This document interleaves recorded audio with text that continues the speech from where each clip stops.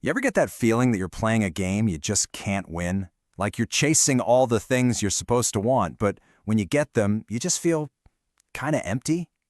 Well, we're about to dive into a completely different way of living, one that's going to challenge everything you think you know about success, strength, and what it really means to be happy.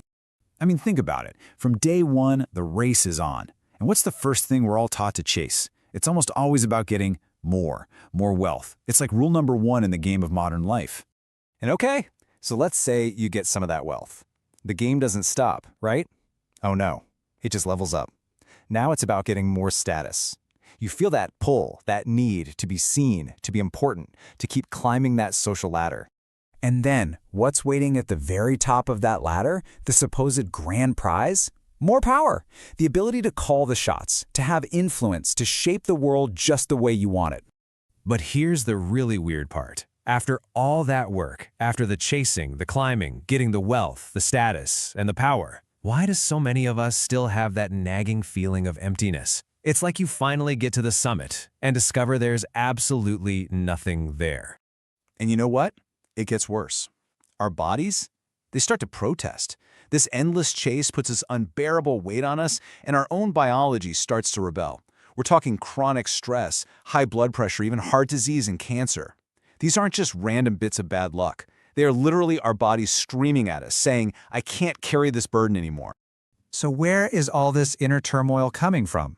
While Sufi wisdom tells us that the root of the problem is a fundamental split inside of us, a constant, grinding conflict between our two selves.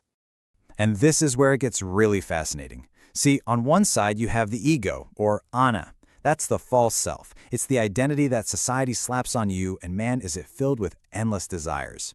But on the other side you have the true self, the ruh. This is your original, pure self. And notice the biggest difference here. One resists life while the other cooperates with it.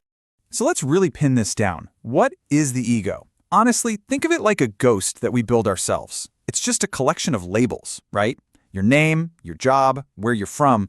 But this ghost, this false identity, it takes over, and it becomes the source of that bottomless hunger for more. So, what's the antidote? How do we deal with this? Well, the ideal state is described with this beautiful metaphor. A person should be like a vessel, strong on the outside for sure, but completely empty on the inside. Now wait a second, empty? That sounds kind of bad, doesn't it? But just think about a cup for a moment. What makes it useful? Is it the ceramic walls? No! It's the emptiness inside that can hold the tea. Because if that cup is already crammed full of junk, anxieties, desires, all those labels, there's no room for life to pour in.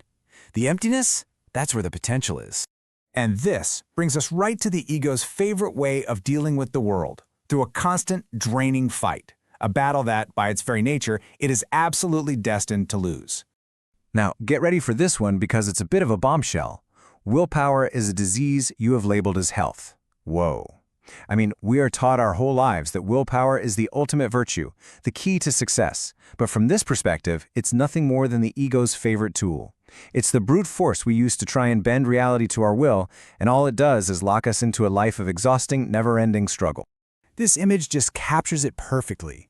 Picture a huge storm rolling in. You've got this big, stiff tree. It resists the wind. It fights with all its might. And what happens? It snaps. It breaks. But then you look down at a humble blade of grass. It doesn't fight.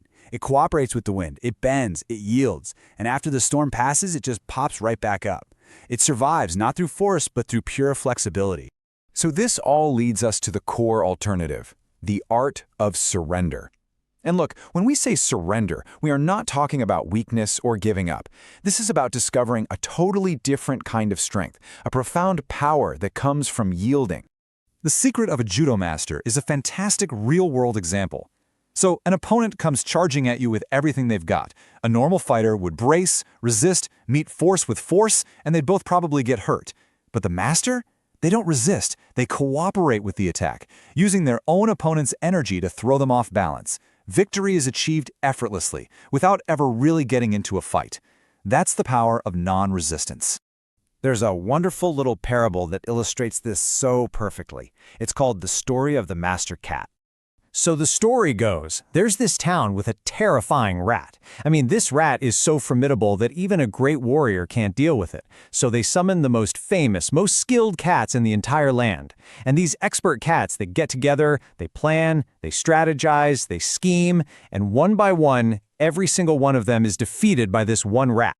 So why did they all fail? What went wrong? Well, here's the secret.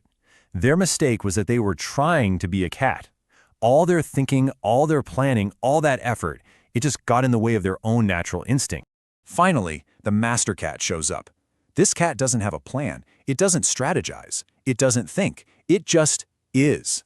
It walks into the room, and in a single, fluid, natural motion, the rat is caught. True mastery wasn't in the trying. It was in the being. To catch a rat, all it had to do was stop trying and just be a cat. Okay, so this philosophy is great, but how can you actually experience it? Let's move this from theory into practice. I want to invite you to try a simple experiment for yourself, the Empty Vessel Challenge. It's so simple, but it is incredibly profound. For the next 7 days, just try this. Do not resist what happens to you. Don't suppress your feelings, let yourself feel them, but simply observe them, like clouds passing in the sky. Allow life, events, and emotions to just flow through you without putting up a fight. The goal isn't to grit your teeth and swallow an insult, it's to drink it, letting it pass through you so completely that it doesn't leave a single trace. And that leaves us with one final thought to really chew on. We spend so much of our lives building our armor, sharpening our swords, and preparing for an endless battle with life. But what if the greatest strength we could ever have isn't found in fighting life at all, but in finally, fully, and completely surrendering to it?